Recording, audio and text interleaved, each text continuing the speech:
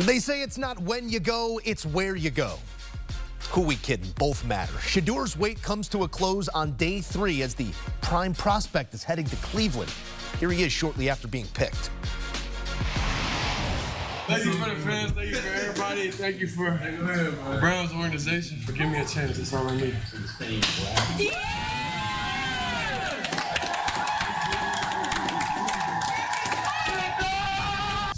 Our belief in God, that's all we care about. We know these decisions, things happen. Sometimes it's adversity. We got to change it though. We got to do different. We got to do different. We can't control the uncontrollable. You can't control that. So you just got to remain positive, stay happy at all times, and know God got you. I knew the whole time God had me, so I wasn't really panicking because I understood it's about perfect timing. So there he is, and there you have it. Joe Musso pleased to be alongside Mike Renner and Ryan Wilson as we wrap up the NFL draft. We're going to focus on Shedeur. We're going to do a little day 3 and then give out some superlatives here in the draft in total. But we got to start with the story of this draft, and that is the slide doesn't even do it justice of Shedeur Sanders. All the way down to day 3, he ends up going to Cleveland, the team that we had linked him to there with the 2nd overall pick. It didn't go the way he wanted, but seems to be taking it in stride. What do you make of the experience in totality for Sanders? It was wild. I mean, it was truly a one-of-one draft with how it was discussed all the way from pre-draft through middle of day 3. It ate up a lot of airwaves, and it's still eating up a lot of airwaves. But I do think that the man is talented. There is no denying that if things would have gone differently, if an interview here or there would have broken his way, he could have been a first-rounder. I mean, there were people with legit first-round grades on this guy with what he put on tape last year. So for the Cleveland Browns, though, I cannot fathom how weird this is going to all get. You have one of the, Dillon Gabriel, who you drafted in the 3rd round, Shedeur in the 5th round. I can't remember a team ever doing that. Right. Maybe you get a 1st and a 4th, but you never get a 3rd and a 5th.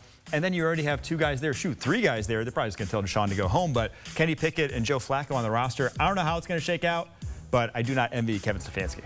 Yeah, it is wild, to borrow a phrase that Mike mentioned. And Mike and I were talking about this earlier, and I think Mike made up a good point. If Shedeur had approached the pre-draft process like Dillon Gabriel did, he's probably a top 5 pick, and there's no even conversation about it. Because, to Mike's point, I had him as number 25 on my big board, my QB2. So I thought maybe into 1st round, worst case, he goes to the top of the 2nd. The Browns in it with pick 33 and 36, and then, of course, he ends up going in the 5th round. I cannot remember a situation like this where it wasn't a serious off-field incident. It was more just he wasn't popular in terms of the pre-draft process with how he approached it. And I would imagine this will be instructive for players who come after him. Yeah. And fair or not, this is where we are. But I think now he has his opportunity, and I get the sense that he's probably learned something from this lesson. Now you have to go out and play football. It doesn't matter what you learned or what you didn't learn. And I would imagine Dillon Gabriel, who we talked to at the Combine, he was incredibly motivated then. This will make him even more so. Well, let's game this out for a second because we just saw the graphic with that quarterback room. You are looking at the ultimate twilight of a career in Flacco. You're looking at a new guy in the building, a Super Bowl champion, I will add, in Kenny Pickett.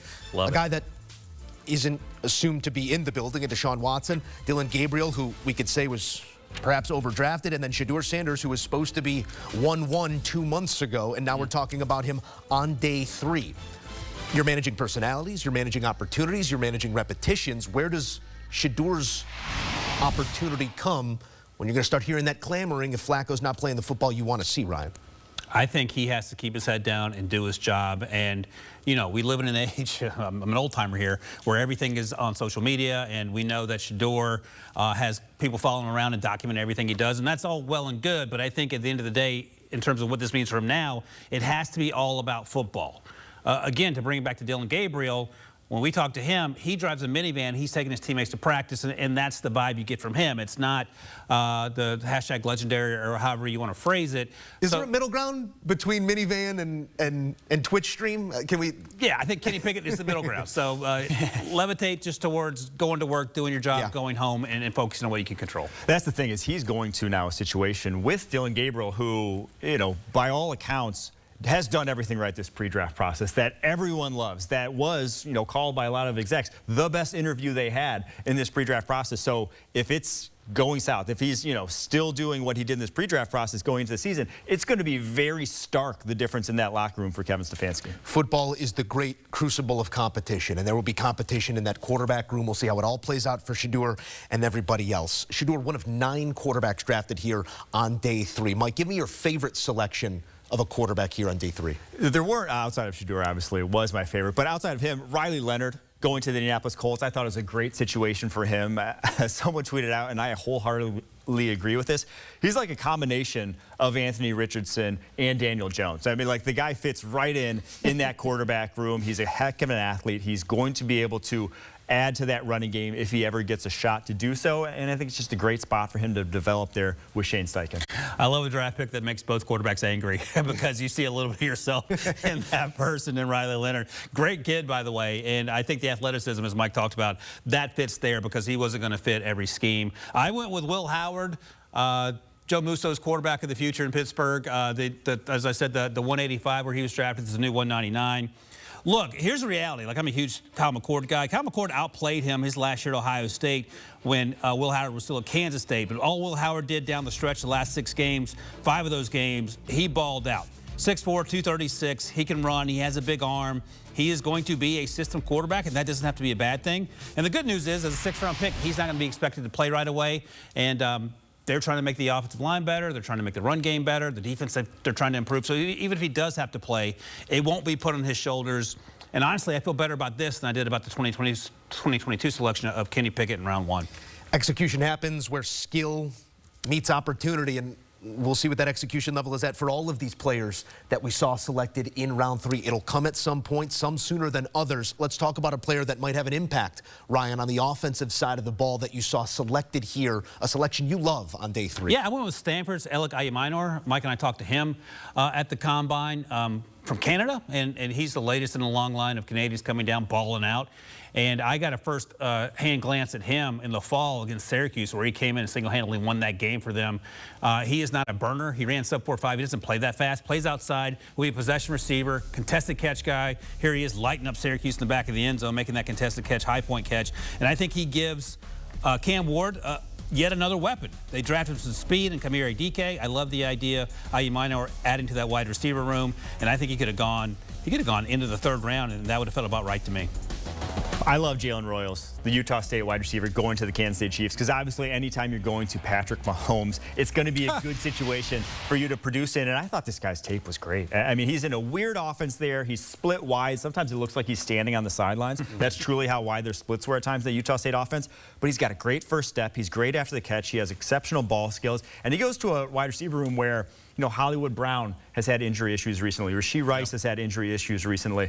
If those guys aren't fully healthy, I think he has a great shot to produce. In only 7 games, he had 839 yards this past season. If he would have played full season, this guy could have been a top 2-round pick. Schematically, it always feels like, and this is not reductive to the defensive side of the ball, but maybe change and opportunity can be exacted quicker on that side of the ball than having to digest these playbooks and these schemes that these offensive players are going to have to learn defensively.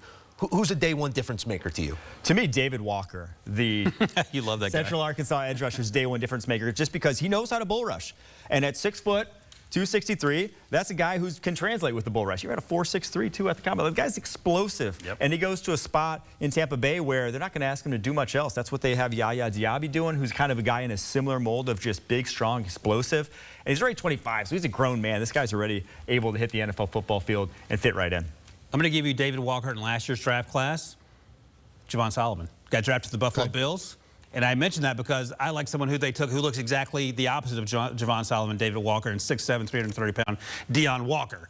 Now, the issue was the back injury in 2024. Didn't play quite up to what we saw in 2023. But if they can unlock what he can do physically next to Ed Oliver, it feels like it's unfair to the rest of the AFC East. I absolutely love this pick. I know Mike is a big Deion Walker fan. And again, you unlock his talents, and this feels like you're getting a first-rounder in the 4th round. All right, we have touched upon just about everything over the last 3 days. We've talked about all of these prospects, each of these teams, the division specifically. There's only one thing left to do, and that's to hand out your superlatives, your winners and your losers. Ryan, I'm coming right back to you because how does that Bills player situate into your big winner from this draft? This draft class, A+ for me. We talked about it earlier tonight, and this feels different. And by that I mean, is this the moment that the Bills are going to get over the hump in the AFC? You made the point, and you do it frequently. Don't sleep on the Chiefs. If they stumble for a week or two, that means absolutely nothing until the last whistle has blown. Let them throw you off the scent now. Exactly. Maxwell Harrison, baller. TJ Sanders, I like him a little bit better than Mike, but I love his tape. Landon Jackson and Jackson Hawes, best blocking tight end in this class, and I think Chase Lund has an opportunity to be a really good depth piece in the 6th round. I had him going a little higher than that as an offensive tackle at UConn. They focused on defense. Josh Allen, you do your thing. We'll take care of the defensive side of the ball, us and Sean McDermott. And next stop, fingers crossed, you can make it to the Super Bowl. Joe, you're going to love mine. It's Caleb Williams. He was far and away the biggest winner. The bevy of weapons he has to throw to, it's the best in the NFL. What is that? I'm taking it somewhere between Kenosha and Lake Forest. They reached across party lines and shook hands here. It's absurd now what they have there. They already had a great, receiving core. Like DJ Moore, Rome Odunze, and Cole Kmet was already, you're happy with that. Now you're over the moon. I love Colson Loveland's tape. To me, he is, he's not Brock Bowers, but he's probably the closest thing we've seen outside of Brock Bowers over the past decade. Luther Burden would have been, people are talking about him after he had over 1,200 yards last year, coming in this year. Top 10 pick, falls all the way to the 2nd round, and kind of exactly what they need as a slot wide receiver. Man, I don't know if Caleb Williams takes the next step. The who's stopping this offense, those quote graphics you see all the time on, Instagram and X. I don't know who's stopping this offense. Packers fan. I don't know. All in on the Bears. And I will say this. I will lob that same accolade to you. I loved what the Packers did. I loved what Green Bay did this weekend to showcase the sport that we love so much. It was quite a showing there in Green Bay. And anytime you take a wide receiver, you win a little of my heart as well. Let's talk losers. I know it's hard to stamp something as concrete as that when we don't know what these players are going to be on field. This is all just long-term futures. But who's a team that you think maybe missed the mark, Mike? Well, I'm going to go with 4 teams that are losers, and it's the secondary of the AFC South. All the talent that got added to that division: Tyler Warren to the Indianapolis Colts, Travis Hunter to the Jacksonville Jaguars, Jaden Higgins, Jalen Noel to the Houston Texans, and then Cam Ward going to the Tennessee Titans. All, one of the worst divisions in football last season. It's going to turn around in a big way, and if you're an AFC South DB, I like it. You're in trouble. It does feel like that division is finally going to turn the corner. One of the biggest winners on day 2, Mike Renner, because this guy Dylan Gabriel got drafted. One of the biggest losers on day 3, Dylan Gabriel, because Shedeur Sanders got drafted. I was so happy for Mike for about 4 hours because he went in the 3rd round. No one saw that but Mike.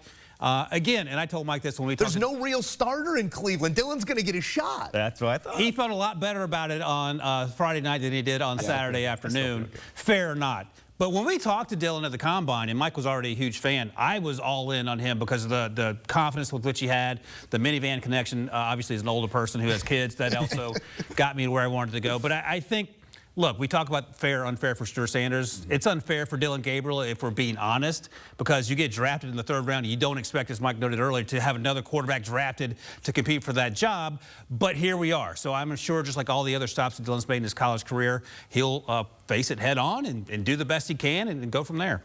Ryan Wilson, Mike Renner, a tip of the cap and a thanks, as always, all that you've done for our draft coverage here this weekend and far prior. But the work isn't done.